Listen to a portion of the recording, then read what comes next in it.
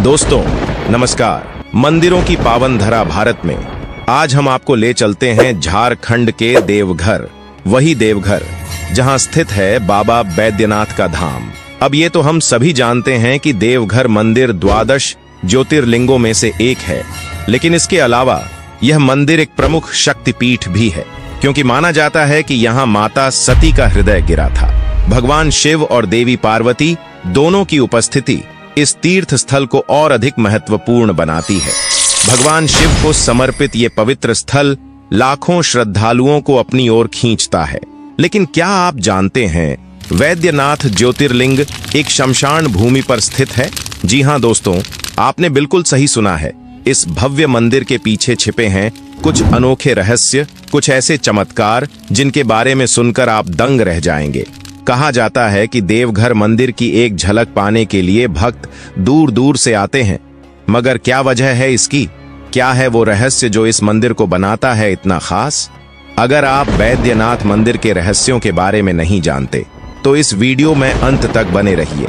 दोस्तों, वीडियो की शुरुआत करने से पहले आप सभी से अनुरोध है कि कमेंट बॉक्स में जय बाबा बैजनाथ जरूर लिखें। श्री वैद्यनाथ धाम झारखंड राज्य के जसीडीह नामक स्थान पर स्थित है। यह तीर्थ देवघर के रूप में विख्यात है।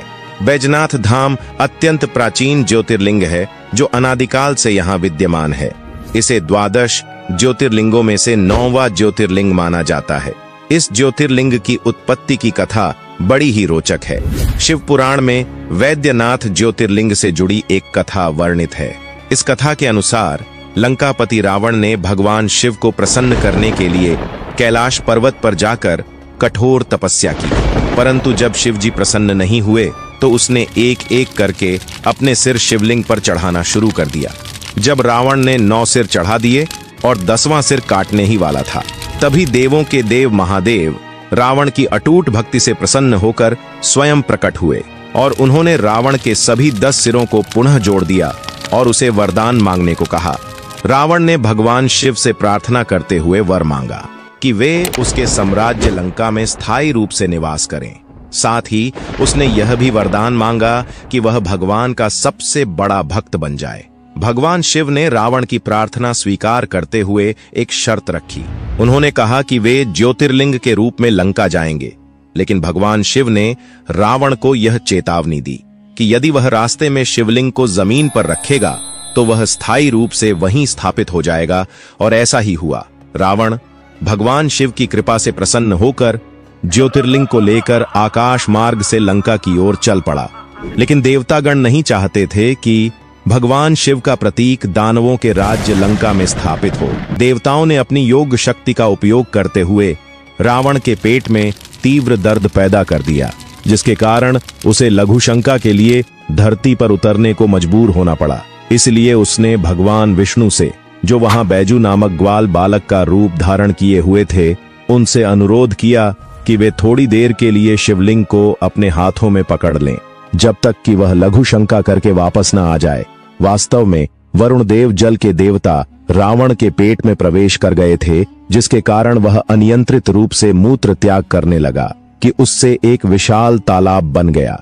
यह तालाब, जो रावण के मूत्र से बना माना जाता है, आज भी बाबा वैद्यनाथ धाम मंदिर के पास अपनी मूल स्थिति में मौजूद है, और यह तालाब आज भी रावण तालाब के नाम से जाना जाता है। दोस्तों, क्या आपने यह तालाब देखा है? कमेंट करके जरूर बताइएगा। इस बीच ग्वाल बालक बने भगवान विष्णु ने शिवलिंग को भूमि पर रख दिया, जिससे शिवलिंग वहीं स्थापित हो गया, और इस तरह यह ज्योतिर्लिंग बाबा बैजनाथ धाम के नाम से प्रसिद्ध हुआ। वापस आने पर बलशाली रावण ने शिवलिंग को उठाने का प्रयत्न किया, पर वह तो धरती में गहराई तक स्थापित हो चुका था। हताश रावण ने सभी तीर्थों की मिट्टी और पवित्र नदियों के जल को शिवगंगा सरोवर में इकट्ठा कर शिवलिंग का अभिषेक कर नतमस्तक होकर शिवलिंग को प्रणाम किया, परंतु रावण शिवलिंग को लंका नहीं ले जा पाने की वजह से निराश तथा क्रोधित होकर शिवलिंग को अपने अंगूठे से दबाकर लंका लौट आया, जिसके कारण यह शिवलिंग 11 अंगुल ऊंचा है और आधार से थोड़ा ऊपर उठा हुआ है। इस शिवलिंग पर आज भी रावण के अंगूठे का निशान देखा जा सकता है। दोस्तों, कहा जाता है कि रावण शिवलिंग की पूजा अर्चना कर लौटते समय अपने भाई कुबेर से छीनी गई चंद्रकांत मणि को वहीं छोड़ गया था। इस रहस्यमयी चमत्कारी मणि की विशेषता यह है कि जैसे ही चंद्रमा की रोशनी में आता है तो मणि से जल टपकने लगता है, जिसमें कई औषधीय गुण होते हैं। लोगों का दावा है कि चंद्रकांत मणि इस मंदिर में खोजबीन के दौरान प्राप्त हुआ था। बताया जाता है कि वैद्यनाथ मंदिर में 2 चंद्रकांत मणियां थीं। इन 2 मणियों में से एक की खोज पहले ही हो चुकी है और दूसरी मणि की खोज बंद कर दी गई है ताकि किसी भी प्रकार की अशुभ घटना न घटे। दोस्तों, यहाँ 3 मंदिर है महादेव पार्वती जी के, जो परस्पर रेशमी रस्सों से जुड़े हैं, और जहां आपने अनेक शिवालयों के शिखर पर त्रिशूल देखा होगा, वहीं देवघर के मंदिर के शीर्ष पर पंचशूल स्थापित है, जो देखने में अद्भुत और दुर्लभ प्रतीत होता है। यहाँ महाशिवरात्रि के 2 दिन पहले इस पंचशूल को उतारकर विधिवत पूजा अर्चना की जाती है और शिवरात्रि से 1 दिन पहले इसे पुनः स्थापित कर दिया जाता है। कहा जाता है देवघर के वैद्यनाथ मंदिर में स्थापित पंचशूल 1.25 मन सोने से बना है, जबकि पार्वती मंदिर का पंचशूल 1.25 मन चांदी से निर्मित है। ऐसा माना जाता है कि देवघर मंदिर में स्थापित पंचशूल को सुरक्षा कवच माना जाता है। यह धारणा है कि त्रेता युग में लंकापुरी के प्रवेश द्वार पर भी पंचशूल लगा था, जिसे केवल रावण ही भेद पाता था। देवघर मंदिर में स्थित पंचशूल को लेकर लोगों की गहरी आस्था है। उनका विश्वास है कि इसी पंचशूल के अद्भुत प्रभाव के कारण सदियों से यह पवित्र मंदिर प्राकृतिक आपदाओं से सुरक्षित रहा है। दोस्तों, आपको जानकर हैरानी होगी कि वैद्यनाथ ज्योतिर्लिंग एक शमशान भूमि पर स्थित है। जी हां, वर्तमान जहां वैद्यनाथ शिवलिंग स्थापित है, वह स्थान कभी शमशान हुआ करता था।